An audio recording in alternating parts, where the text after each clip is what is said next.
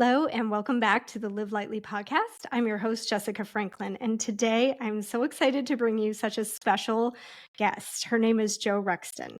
She's the founder of Ocean Generation, a UK charity that brings the ocean to everyone everywhere by translating complex science into engaging content, programs, and practical actions. She is an engaging speaker and passionate campaigner for the ocean. One of my favorite things on the planet. She has addressed audiences from schools to corporations, parliaments, and governments throughout the world after producing her award-winning Netflix documentary, Plastic Ocean. Jo's expertise in ocean health is anchored by a 3-decade-long career in marine conservation and her travels to 22 locations around the world where she's met with scientists who have dedicated their lives to studying the environment and human impacts of ocean threats like plastic pollution. Welcome to Live Lightly podcast, Jo. Thank you for being Jessica. here. It's a pleasure to be here. Oh my gosh.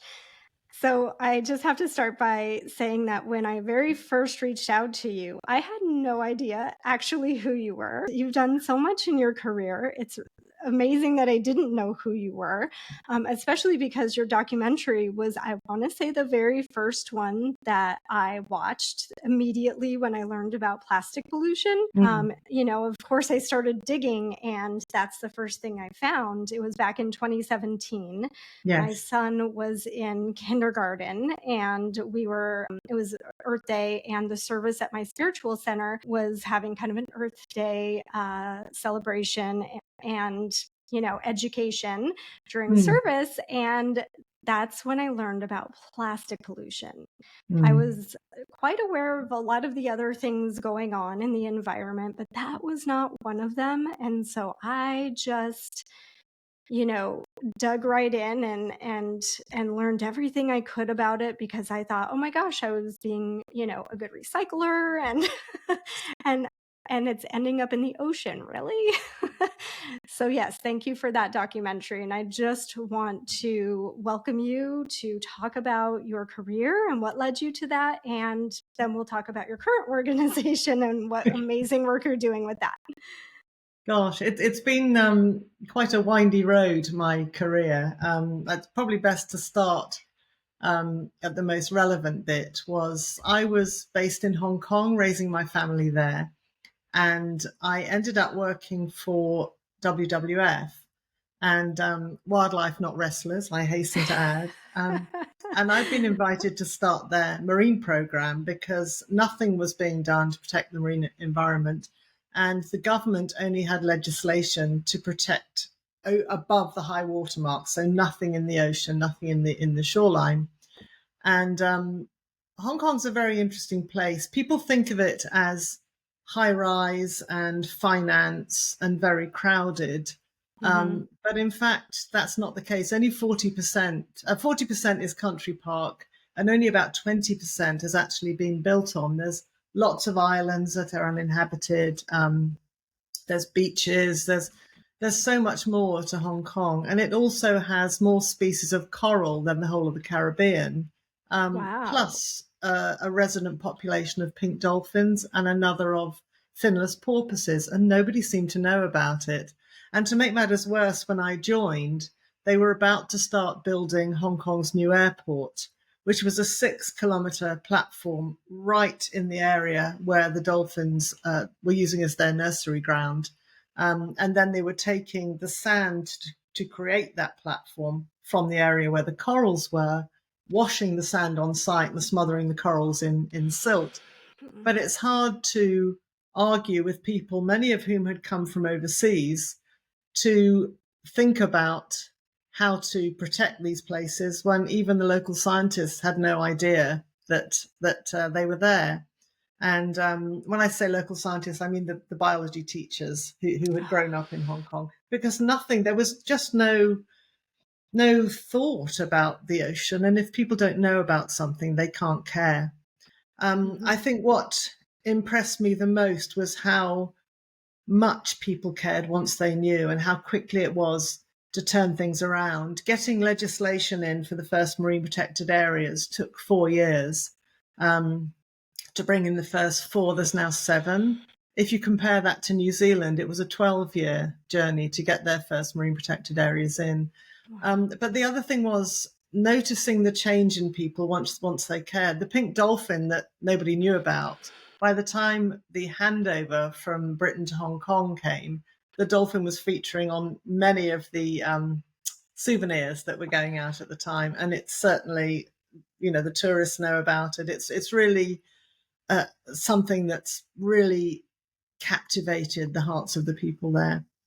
And that to me was very positive because it's something you mentioned, Sylvia Earle, when we were talking earlier. Mm-hmm. She has a statement that's so true. And it's, if you don't care, if you don't know, you can't care. And you might not care even if you do know, but you definitely won't if you don't know what's happening. So that hasn't been a direct quote. That was a very muddled up version, but sorry, Sylvia. we get it. But it's true. We can only care about things we know about. And certainly I saw that change happen in Hong Kong. I then was leaving Hong Kong to do a complete career change and went from the top of my field on a nosedive to the bottom, which was starting at the BBC. I had so much to learn. It was something that had interested me so much. And when I found out that they were doing a brand new series all about the ocean, I was very excited and very lucky to have been chosen to be part of the original Blue Planet team. That was the start of 12 years of making mostly underwater documentaries. I was on the diving team for the whole of the BBC and looking at safety. And so I tended to be put on the underwater shows, not entirely, but mostly, and had some incredible experiences and incredible access to some of the most beautiful places on the planet. But what was happening in the programs we produced, we were only showing one side of the story. We were portraying the oceans as if they were full of fish and clean, and also that there's no people around. Mm-hmm. And of course, that wasn't what we were seeing. And having been diving for 4 decades now, I have seen huge changes in what's going on. And certainly the things we witnessed on location were not exactly what you were seeing on the screen. It was heavily edited.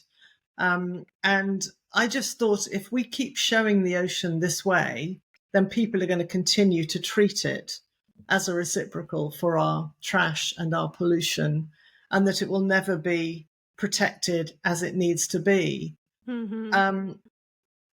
I kept putting environmental messages into the films that I worked on, but they were always taken out. And I was constantly told that people aren't interested in conservation.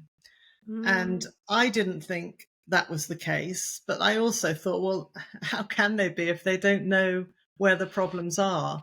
So I wanted to make a change and was feeling quite frustrated. And then there was an opportunity for voluntary redundancies. So I looked into that, and this was 16 years ago that they were offered. And I was looking at, what my chances are staying on in the BBC, and was told by 2 separate people in personnel that although everyone was very happy with my work, I'd never get any higher than producer because I was an older woman. So many things, 16 years since. It was enough to kind of make me hit the go button and do my own film. That was a lot harder than I thought it was going to be, because I was looking for a subject that people could understand and make a difference in their own personal habitats. I was quite interested in ocean acidification, but it's a hard-hitting subject. It's linked to climate change. There wasn't a lot of information on that taught in schools at the time. It was almost an emerging subject. I chose plastic because also that wasn't being taught anywhere. Even the green groups weren't looking at it. But to me, it was a concept that's very easy to change. The fact that we're calling items disposable when they're made out of a material that's designed not to break down is completely crazy.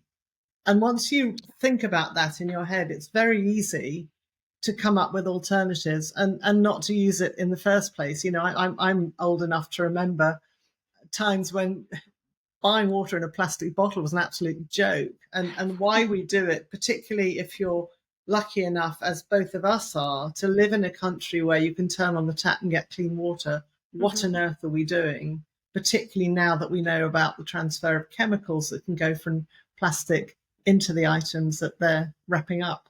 So Mhm. that to me was something that I could easily explain and easily change. But I had no idea of how interested people would be in the subject of plastic pollution. I'd originally thought that it was just a matter of it being an eyesore, that animals were getting entangled in it, some were ingesting it and dying from that. I had no idea about the link to human health from the chemicals in plastics. So suddenly, my idea, I felt, needed a legacy rather than just a film that people might watch and then talk about for a bit and then, on to the next. This was something that we needed to know Mhm. because plastic was being produced more and more, and people were relying on it more and more without even thinking about the consequences. So the film took a very long time. Fundraising was very difficult, and the whole process for me personally was 8 years. And I never dreamed that that was going to be the case, but it did end up on Netflix for the first 5 years, which was great. And I understand was the most watched documentary originally and remains the second most watched. So that absolutely spells out the fact that people want to know. We need to be Mhm. responsible, but people already are. So many people told me during the process, no one's going to watch a film on plastic pollution. 5 minutes on YouTube is enough. Why on earth are you making a feature film? But I'd invested too much of my life, even though I thought, yeah, you're right. But I had invested too much of my life in this. So, Yeah. to get the opportunity to complete it and to see how interested people are, so much has happened since, with interest and with legislation around the world. Um, I'm glad I did it, but it was the hardest time of my life. I gotta Yeah. have a cup of tea after all that. Oh my gosh.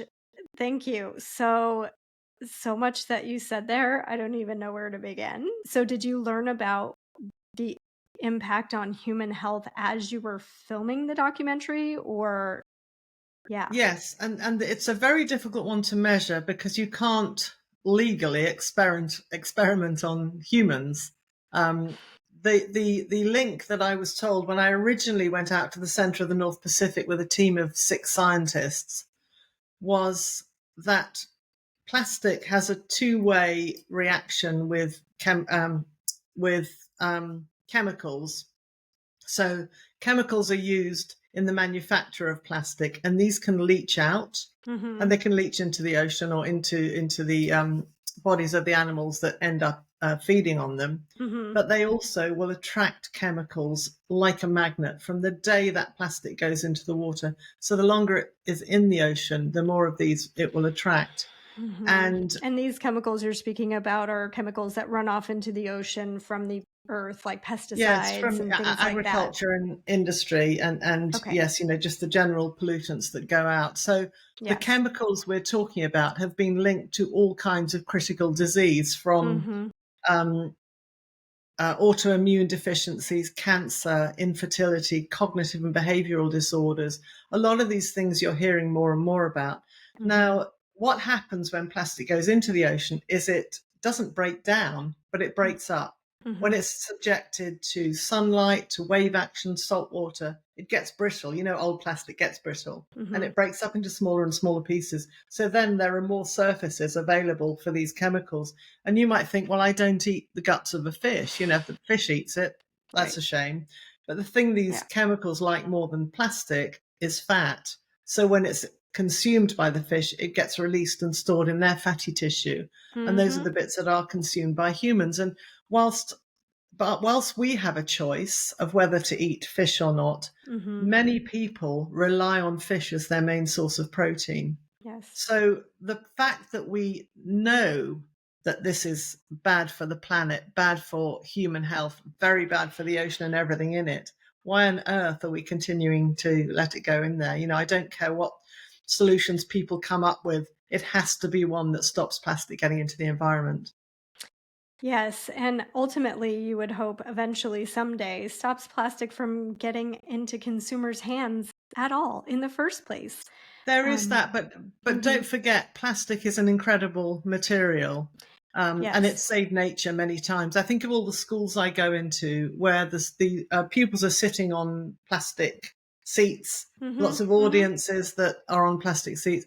If we were cutting down trees to provide all of that furniture, we'd have made much more of a dent in our forests than we already are. mhm, If people that wear glasses, these were made from turtle shell, and mm, containers were made from turtle shell too. You know, mm, beautiful hawksbill turtles were slaughtered for their shells. There's lots and lots of ways that you can think of plastic saving nature, and in mhm, medicine, mhm. you can't beat it. I mean, for Agreed. preventing infection, two of my granddaughters were born prematurely, one Mhm, very prematurely, and so they had single-use plastic to breathe, to allow them to breathe, to feed them, to bring the medicine that they need. And yes. I honestly believe that without single-use plastic, those little girls wouldn't be in my life. Mhm, So it's very important that we use it for the right thing. But making yes. things like cigarette lighters you can't refill, Mhm, butter dishes when you can wrap your butter in paper and use your own dish, you right. know, soap that's in a plastic bottle. When it runs out, you buy another plastic bottle. When you can Mhm, use solid soap, there's so many examples of ways you can get single-use plastic out of your life, and that's what I think people need to do. But the one I want governments to do right away is to mhm. stop selling it in plastic bottles in countries where the water's clean enough to drink. Absolutely. Yeah, a time and a place, right? Yes, Because if you went to a country where the water wasn't potable, you'd be drinking out of a plastic water and I bottle. have done, and I'm Right. sure I will again. Of course, like, that's time and place, but, Yes. like and your examples, of course, of in the hospital, time and place, life-saving, Yes.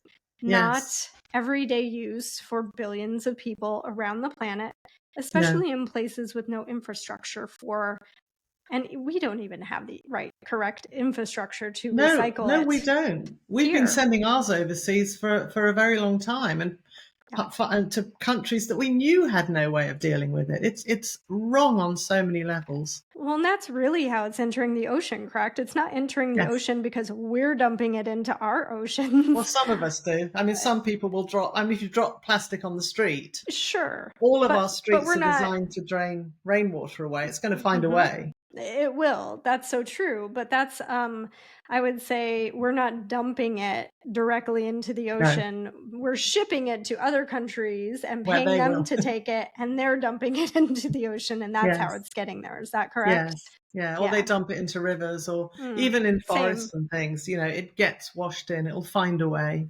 Yes. Yeah, well, and all waterways lead to the ocean.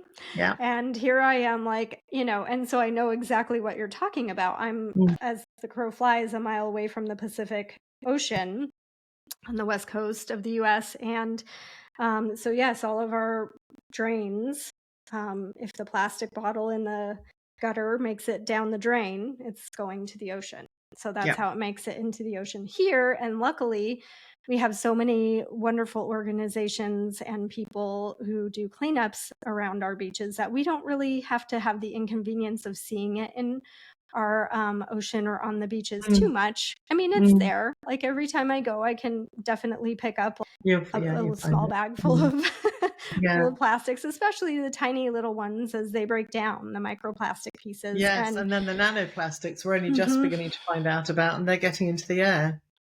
right, yeah. And that's, I mean, so we're really just, it's like a very big vicious cycle that we're creating. And it's very hard to clean up, almost impossible because it won't ever fully go away. Mm. It just gets smaller and smaller, and then the chemicals in it leach into everything that it's touching. Exactly. Yes. Yes.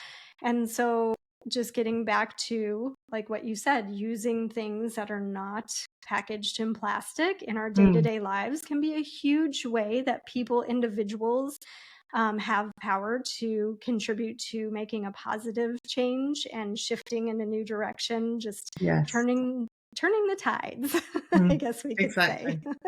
And so I guess this leads us into the work that you've done since Mm. making the documentary. You're now heading up an organization that I would love to hear all about, because I think it's just wonderful what you're doing to provide education to children.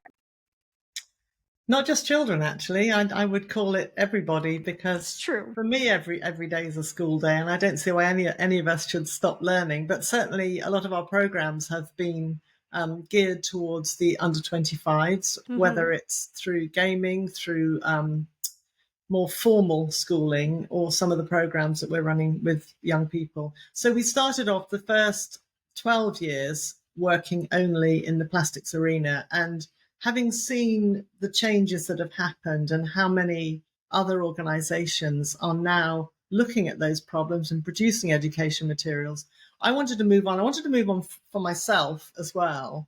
But also, I'd seen what was happening with companies realizing that people were interested in some of the more difficult environmental subjects. It kind of initiated an absolute slew of negative, sensationalist, doom and gloom documentaries.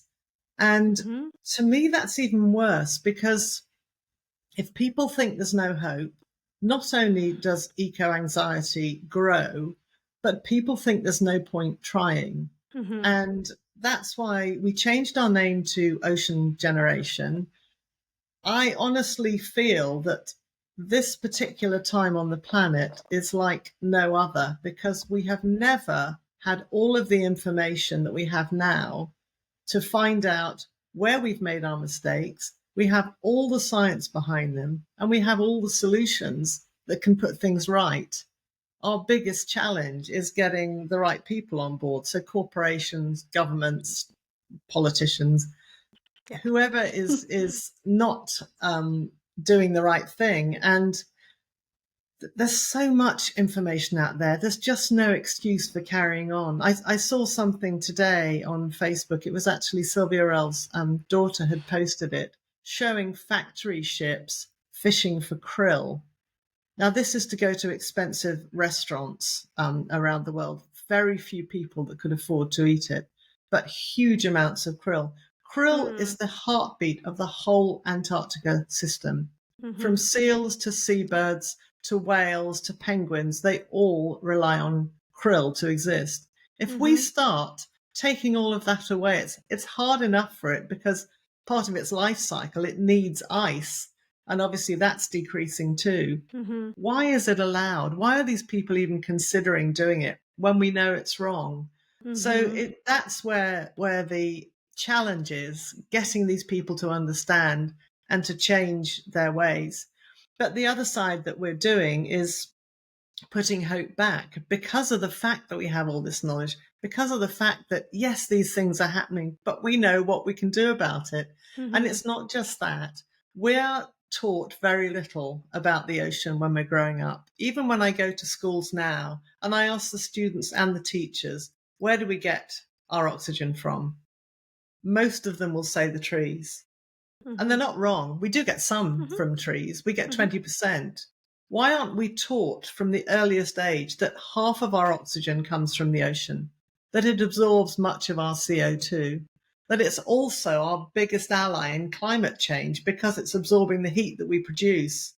The global temperature now of the ocean around the world, the average temperature is Mm-hmm. 15 degrees. I can't think what that is in Fahrenheit, but I know 16 is 61. Okay.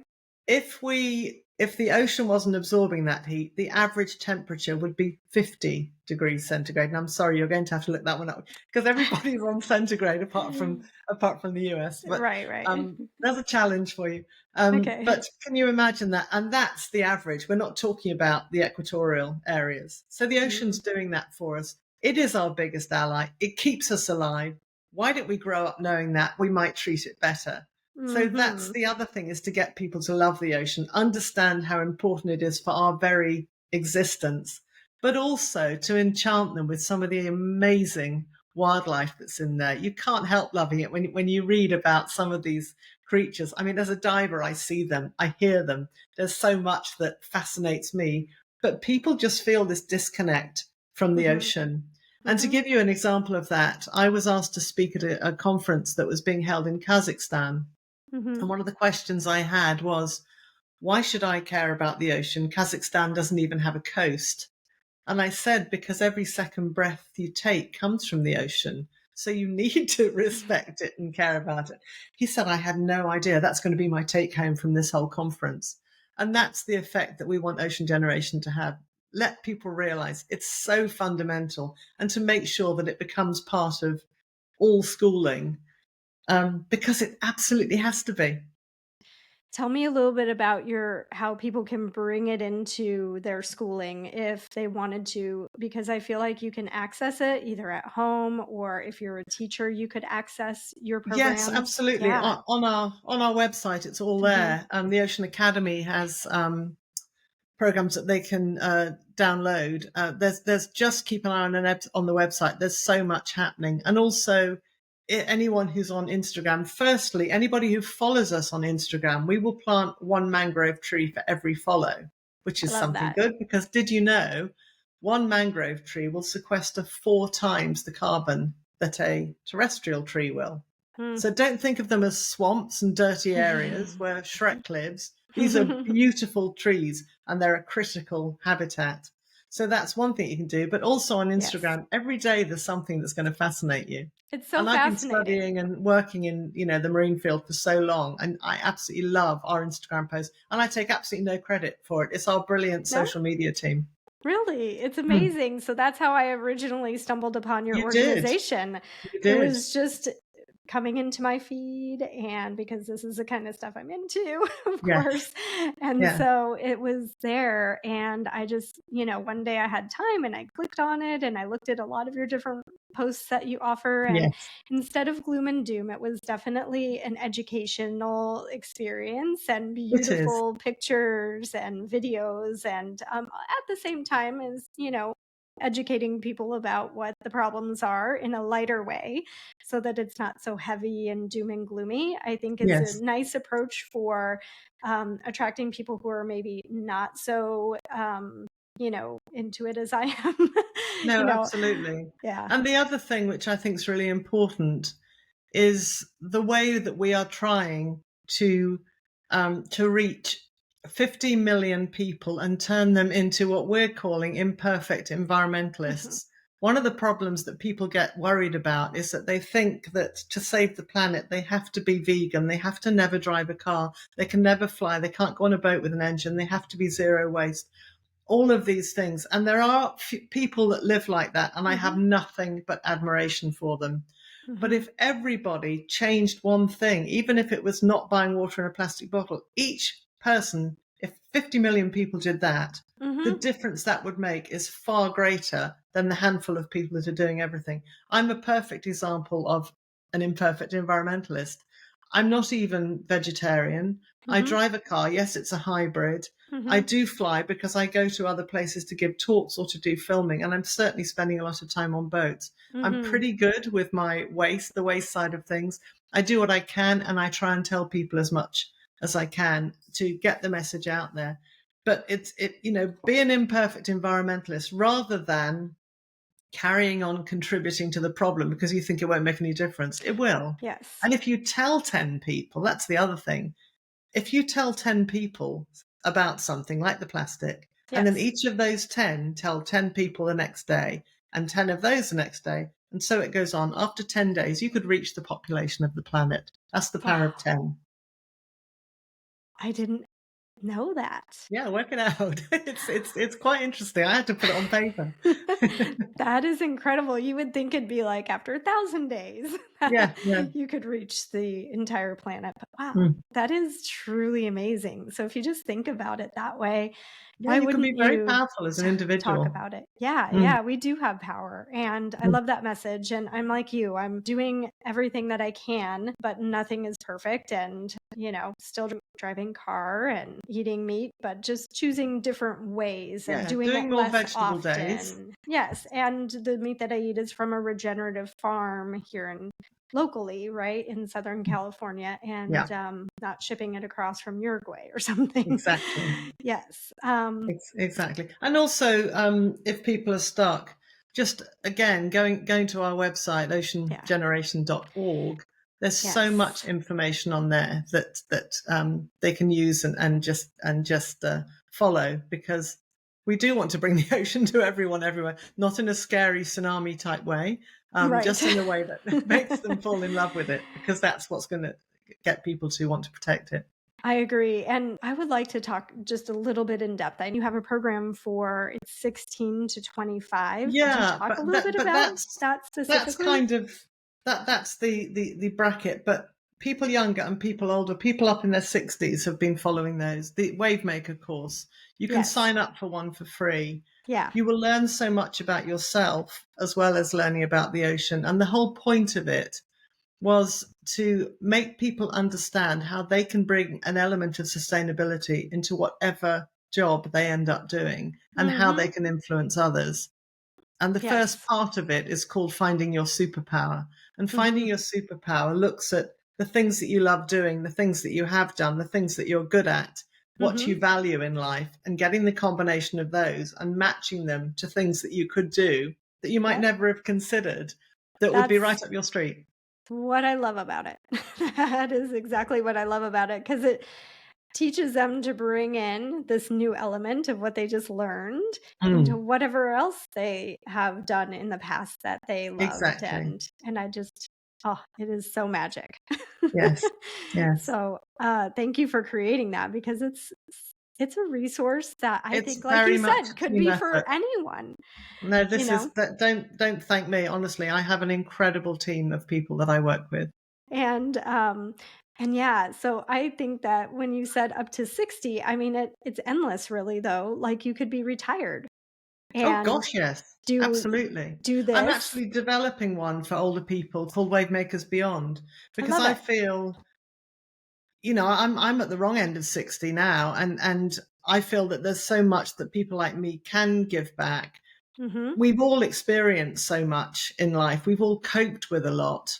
Um, and women aren't suddenly going to take a year off to maternity leave. We're here. And if there's still things you want to give back and influence the younger people, Mhm. then there's so many reasons why they would actually gain from this. So I'm looking forward to it. I just love that because, I think a lot of people end up getting a little bit bored and they don't feel like they fit in and but this is an amazing way to Yes.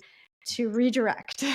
Yes, and people get invisible as they're older. You join Mhm. conversations and people just don't think you want to be part of it. You just eyes go past you, and Mm. I don't like that. I just feel that we've all lived lives. We can Mhm. we can turn our experience into something if we want Mhm. to, and not only that, what you put in, you get out as well. So Mhm. having another purpose at this side of your life, I think, is only to be encouraged. I agree, definitely. Look And at Sylvia. look at her. She's 82, I believe. No, Is that no, she's 90 next year. 90? She's 89? Oh my gosh. Yep. Wow. That And David is Attenborough is going to be 99 next year. wow. And he hasn't stopped. No. Yeah, it's like their second wind. Yes. Yes. Well, I mean, Sylvia's just never ended, right? Like her career is just continued on and Yeah, on. she's amazing She and is. very positive when you think what she's witnessed in the way the oceans have changed.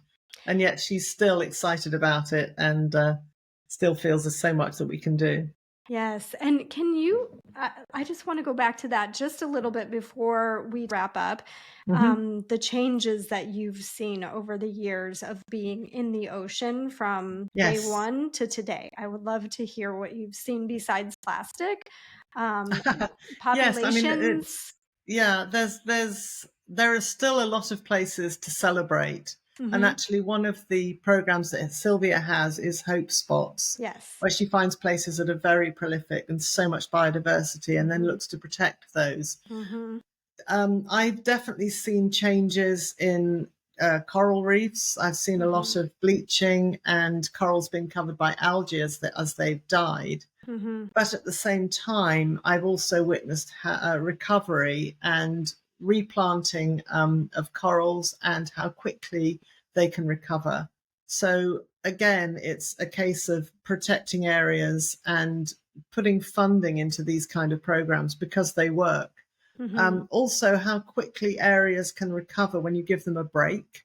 Mm-hmm. Certainly marine protected areas and the ones that I've witnessed, areas where there were very few fish Mm-hmm. because they were in the favourite fishing grounds of the local fishermen. Mm-hmm. And once those have been protected, and the fishermen involved in the discussions, because they need to know that, they're as much an endangered species as the fish, and to continue that livelihood, these areas need protecting because the fish that come out from them will give a much higher yield of fish once they're working properly, and if the guidelines are adhered to, guidelines and rules, Mm-hmm. and they do recover quickly, and they will then appreciate that this needs to be done. So protecting these areas works. Mm-hmm. Um, Coral restoration works, Mm-hmm. and those kind of things I have witnessed, and those always give me hope. I also, since I started, nobody was talking about the ocean in politics, but now there are global ocean conferences where world leaders come together and discuss them. Mm-hmm. Whether they actually get involved themselves, I'm sure there's a lot of advice going on and other people taking on the mantle, but that was never happening before. The very idea that we would have world ocean summits, our ocean conferences, and so on, again gives me hope, because I see this as a snowball effect. Once more and more people realize how important a healthy ocean is, then more people will realize, and then more people will realize, and then, more is going to be done. And I've certainly seen those changes taking place. And I never would have dreamed that. I really wouldn't. Even when I worked for WWF, it was such a new topic, ocean conservation. Mm-hmm. Whereas now it's of course we've got to protect the ocean, and it's not such an uphill battle as getting people to understand. So that's How good. Yes, and I just love all the positive things that you've seen take place. And Yes. how can people be a part of that change on their own? We've talked a little bit about just making personal changes in how much plastic we consume, the things that we can avoid, but also how else can we help the ocean in our day-to-day lives or just in general? Learn about it, talk to Yes. people about it, set examples. If you start with plastic, that's probably the easiest one. But Hmm. writing to government and asking them, telling them about the problems that we've got. We've got one at the moment here where I live in Cornwall, Hmm. where licenses to farm seaweed have been given out in an area that's very important for cetaceans and other wildlife on the coast. Hmm. And these have been given out in huge amounts. It's still under discussion, but when seaweed farms can be amazing, seaweed's such an incredible substance, but it needs Yeah. to be put in the right place and not somewhere where it's going to grow and block out the light and affect all of the other animals that are there. Right. So when there are petitions and people are making a noise locally, get involved. You will learn more by doing that anyway. And then when you do get the results, it just makes you realize that solutions are tangible. So find out as much as you can. Question things as well. Why is it a problem that we have a seaweed farm here? Well, seaweed farms in essence aren't, but find out what you can so that Hmm. you can speak with a bit of authority. Discuss it. We have something also on our website called an ocean conversation pack. And Okay. it's a lot of information that people can use to get these conversations started, whether it's at schools, whether it's at a group where people meet, youth clubs, things like that. Hmm. It gives them a lot of information and ideas to get the ocean as one of the subjects that people have on their minds much, much more, because they'll understand more and they'll also realize the things that they can do. There's all sorts of ideas in there. It's a fantastic resource. That's wonderful. Your whole website is a fantastic resource, so we'll just direct Thank you them. on behalf of my colleagues. That you know, Yeah. everyone works together and supports each other in Ocean Generation. Yes, it's a beautiful website and the resources are amazing. So please check them out. They're, like you said, there's something for everyone, ages But yeah, there is. 1 to 100. And yeah, just find a way to get involved with uh, learning about the ocean. And then also, I wanted to point out that you are available to do speaking as well for educating groups or at schools. I'm Yes. assuming you can speak. And how would people get in touch with you? And can you speak remotely to groups? How does that I've work? done both actually. I've Okay. done both. That there is information about speaking events on the website too, so they can find out if they're interested in having me as a speaker, Okay. and other members of our team too. Yeah, because you speak so well about I mean, you've lived it. So someone who's lived it and has Yeah, seen the it and experience experienced helps. it, right? All of the experience that you Mm, have is just inspiring for sure. So thank thank you you. for inspiring us and It's empowering us with your work. it's And an absolute pleasure. yeah, and also I wanted to mention that there is apparel that you sell on your website, and Oh hopefully some of yes, that I'm supports your excited about that. organization because Christmas is coming. it's beautiful gift. If you want to give a physical gift to someone, there's like grocery bags and mugs and organic cotton Lovely new t-shirts. t-shirts, yeah, and sweatshirts. Really nice Yes. stuff. And I love that it's organic cotton because Yes. sometimes you'll find that organizations are selling swag stuff to Mm, help them raise money, and it's not organic cotton or no, anything that I would want to wear. I'm like, wait. no, it had to be. It had Yes. to be. Yeah. So thanks for keeping that in alignment as well. It's beautiful. And it's been, the artwork is created by, Gorgeous. Yeah, by some yes. of our the students that have been working with us and telling stories. It's amazing actually. Yes, it is. So that's Mm, another wonderful resource for the holidays and for yourself, maybe as a little gift to check out on their website, on your website, and it's mm. oceangeneration.org. Thank you. And as well on your Instagram, it's Ocean Generation. Yes. Okay. All Yes. right. Well, that's wonderful. That's how you can connect with Ocean Generation. And Jo, thank you so much for taking time out of your busy day. I know you're ready to go take a plunge in the ocean. I am It's actually. Yes, it's still sunny, and thank you for featuring us. That's wonderful, Jessica. Of course. Yeah. Well, again, thank you for your work and taking time out of your day to tell us all about your work and enjoy that plunge in the ocean. Because I know for me, I'm just starting my day, but for you, it's a beautiful end to your day in the UK. Yes, it has. Yeah. End of the day, go and have a swim. All right. Thank you, Jo. Thanks, Jessica.